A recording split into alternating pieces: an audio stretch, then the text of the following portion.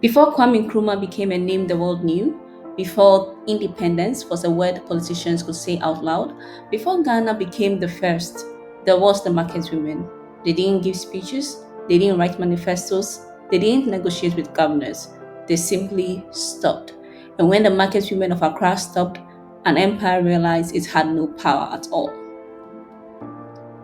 This is February 1948, Makola Market, Accra, Gold Coast, the largest market in British West Africa. Dawn breaks over corrugated iron roofs. Hundreds of women, thousands, arrive before sunrise. They carry goods on their heads: yam, plantains, clothes, fish, palm oil, cola nut. These are the mummy traders. They control the economy. Every transaction, every price, every supply chain flows through their hands. The British called them market women, as if it was a small thing. But these women fed the colony. They decided what sold and what didn't. They decided who ate and who went hungry. And they remembered everything. My name is Naa Kwarley. I'm 43 years old. I've sold clothes at Makola Markets for 25 years, since I was 18. My mother sold here. Her mother sold here. We know every corner, every vendor, every customer. The British think they run this colony. They don't. We do. When we raise prices, prices rise. When we refuse to sell, nothing moves. When we say an European merchant is cheating us, that merchant loses everything. But in February 1948, we weren't thinking about power. We were thinking about our sons. 65,000 West African men fought for Britain in World War II. They fought in Burma, in India, in the deserts of North Africa. They were promised pay. They were promised respect. They were promised that when they came home, things would be different. They came home to the Gold Coast in 1946 and 1947. Nothing had changed. No jobs, no land, no respect. The pay Britain promised, delayed, reduced, sometimes never paid at all. These men had seen the world. They had fought fascism. They had watched their friends die for freedom. And they came home to a colony that still treated them like children. My son Niayi fought in Burma. He was 19 when he left. He came back 23, but his eyes were older. He told me about the British soldiers, how they were paid more, fed better, treated like men. He told me about the Indian independence movement, how they were fighting for freedom. He said, "Mama, we fought for them, we died for them, and they still call us boys." He couldn't find work. A man who survived the Japanese army couldn't get a job carrying boxes for a British merchant. That's when he joined the ex-Servicemen Union. Hundreds of veterans all asking the same question: what did we fight for? What did we fight for? February 28, 1948 morning, the ex-Servicemen's Union organized a peaceful march. They would walk from the old polo grounds to Christiansborg Castle, the seat of British colonial power. They would present a petition to the governor, respectfully, peacefully. 60 veterans in formation. Some wore their medals, some carried flags, all of them unarmed. They marched through Accra. People watched, some joined, some cheered. At the Christiansborg crossroads, British police blocked the road. Superintendent Colin Emery, white, nervous, armed. He ordered them to stop. They kept walking. He ordered them to disperse. They kept walking. Then he gave the order to fire. I was at the market when we heard the gunshots. 3 shots, then more, then screaming. We ran toward Christiansborg. The road was chaos. People running, shouting, crying. 3 veterans were on the ground, blood spreading across the dirt. Sergeant Adjetey, Corporal Attipoe, Private Odartey Lamptey. They had fought in Burma, survived the war, came home, and died on the road in their own city, shot by the people they fought for. Niayi was there. He wasn't shot, but he was there. He came home shaking, covered in someone else's blood. He said, "Mama, they shot us like dogs." That night I couldn't sleep. I kept thinking about those three mothers. I kept thinking about what we tell our sons. Fight for them, die for them, come home to nothing. No, not anymore. March 1st, 1948, the day after the shooting, Makola Market. But today, it's different. The women aren't selling, they are talking. Hundreds of them. Voices rising, hands gesturing, anger building. Cudjoe is there, a teacher, a political organizer, a woman the British have been watching for years. But it's not just her. It's Naa Kwarley, it's Esenam, it's Akosua, it's every woman who sends a son to war, every woman who watched prices rise while wages stayed the same, every woman who was tired of being called girl by men half her age. They made a decision, not a vote, not a debate, a decision that spreads like fire through the market. Stop selling to Europeans. Stop buying from European merchants. Stop cooperating. Just stop. The morning after the shooting, we gathered at the market, not to sell, to decide. Cudjoe spoke. She said, they shoot our sons and expect us to keep feeding them. They take our money and expect us to keep smiling. They call this civilization. But it wasn't just Hannah, it was all of us. Amma stood up. She's 60 years old, been selling fish for 40 years. And she said, my husband fought in the first war. My son fought in the second war. Both came home to nothing. I will not sell one fish to a white man until they answer for this. And we all agreed. Every woman there. We sent word to every market in Accra, Makola, Salaga, Tudu, Katamanto. The message was simple. Stop selling to them. Stop buying from them. Stop everything. If they want to run this colony, let them run it without us. March 2nd, 1948. European merchants arrive at the market to buy goods. The women refuse to sell. European shops try to restock. The women refuse to supply them. British officials try to buy food. The women turn them away. Within 2 days, European businesses in Accra are running out of stock. Within 4 days, they are closing. The governor sends police to restore order. The women ignore them. The police threaten arrest. The women laugh. Arrest all of us? There are thousands. The boycott spreads, not just Accra, Kumasi, Cape Coast, Sekindi, every major market in the Gold Coast. The British realized something terrifying. They don't control the economy. The women do. They never did. The first day, a British merchant came to buy clothes from me. I had sold to him for 15 years. He said, Naa Kwarley, I need 50 yards of kente, same as always. I said, I have no cloth today. He looked at my store. It was full of cloth. He said, it's right there. I said, I have no cloth for you. He got angry. He called the police. The police came. The officer said, you must sell to him. It's the law. I said, show me the law that says I must sell my property to anyone I don't want to sell to. He couldn't, because there was no such law. He threatened me. I laughed. Arrest me. Then arrest every woman in this market. Then arrest every woman in Accra. You will see who runs out of space first, your jails or our patients. He left.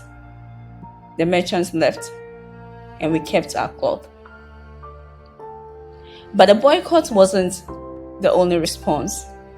The shooting of the veterans ignited something that had been building for decades. Riots erupted across Accra, not organized, not planned, just rage. Young men, many of them veterans, attacked European businesses, looted stores, burned buildings. The British called it mob violence, but it wasn't random. Every target was deliberate. Every store, that had cheated workers, every merchant that had underpaid farmers, every symbol of colonial exploitation. The governor declared a state of emergency, imposed a curfew, called in more troops, but the market women kept the boycott going, quietly, steadily. While the men fought in the streets, the women choked the economy. The riots scared me. I'm not going to lie. I saw young men burning stores, fighting police. I saw blood in the streets. But I understood it. These boys, our sons, they came back from war and found nothing. No jobs, no respect, no future. And then they watched their brothers get shot for asking politely. What did the British expect? The governor called us savages. He said we were uncivilized mobs. But we weren't the ones who shot unarmed men. We weren't the ones who stole land and called it treaties. We weren't the ones who worked people to death and called it development. We were just done pretending. The riots forced Britain's hand. They sent a commission to investigate, the Watson Commission, led by Aiken Watson, a British lawyer. They expected to blame agitators and communists. They expected to justify the shooting. But the commission heard testimony from hundreds of Gold Coast citizens, market women, veterans, chiefs, teachers, and the testimony was damning. The report published in June 1948 shocked London. It didn't blame the protesters, it blamed the colonial system. It recommended immediate political reforms. It recommended moving towards self-government. The British government tried to bury it, but the Gold Coast had already read it, and they knew, we can win this. They sent white men from London to ask us what happened. The Watson Commission. I testified. Me, a market woman. I told them, you shoot our sons, you steal our wealth, you call us children while we feed your empire, and you're surprised we are angry? The lawyer, Mr. Watson, he looked uncomfortable. Good. I said, you want to know what caused the riots? Look in the mirror. Other women testified, Hannah Cudjoe, dozens more. We told them everything. And you know what? They listened, not because they cared, but because they realized they had no choice. The report came out in June. It said the colonial system was broken. It said we deserved self-government. We already knew that, but now they admitted it. The 1948 uprising changed everything. Before February 28th, independence was a dream that radicals whispered about.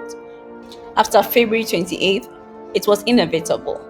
Kwame Nkrumah returned from abroad and founded the Convention People's Party, CPP, in 1949. But he didn't create the movement. The market women did. The veterans did. The people in the streets did. Nkrumah gave it a name and a face, but the power came from below.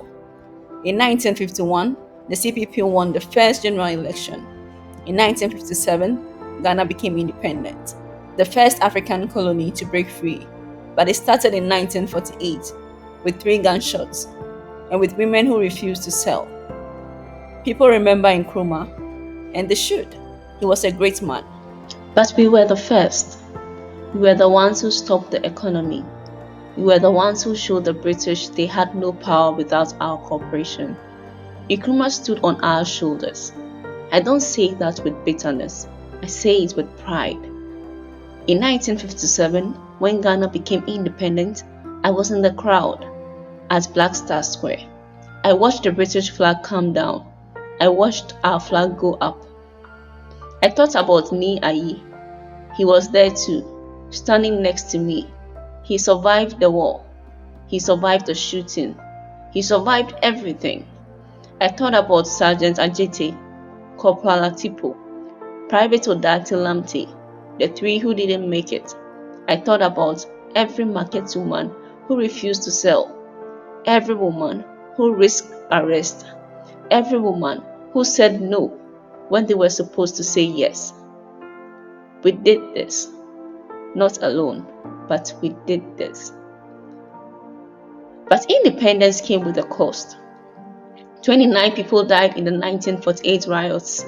Hundreds were injured. Thousands were arrested.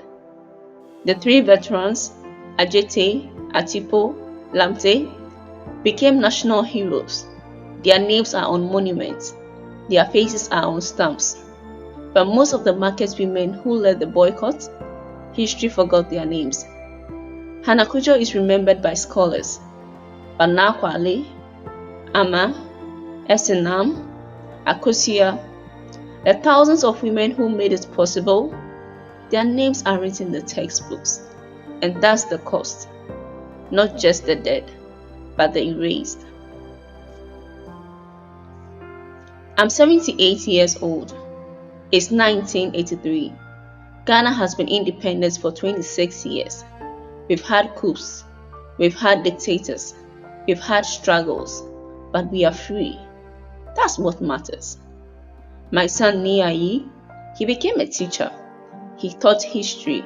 He made sure his students knew about 1948, not just Nkrumah, not just the politicians, but the people, the veterans, the market women.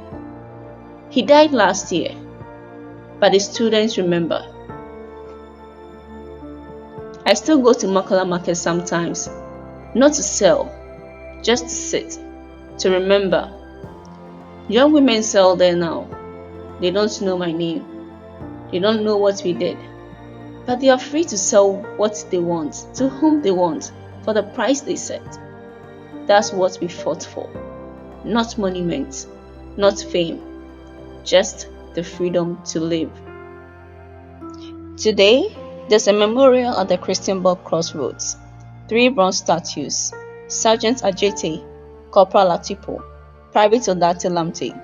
Every February 28th, Ghana celebrates them. The Big Six, the political leaders arrested after the riots, are national heroes. But there's no monument to the market women, no statue of Naa Kwarley or Ama or Akosia, just the market itself, still standing, still thriving, still run by women. That's their monument. The British thought they controlled the Gold Coast because they had gangs and laws and governors. But they didn't control the markets. They didn't control the women. They didn't control the economy. And when the women said no, the empire fell. Not with a war, not with a treaty, with a boycott, with refusal, with women who simply stopped cooperating. That's how empires end. Not with a bang, but with a market woman saying, "I have no cloth for you today," and meaning it. On February 28, 1948, 3 Ghanaian veterans were shot by British police during a peaceful march. The market women of Accra responded with a boycott that crippled the colonial economy. The uprising forced Britain to begin the process of decolonization. On March 6, 1957, Ghana became the first sub-Saharan African nation to gain independence. The market women made it possible. Most of their names are lost to history. This is one we managed to save. And now you know her story.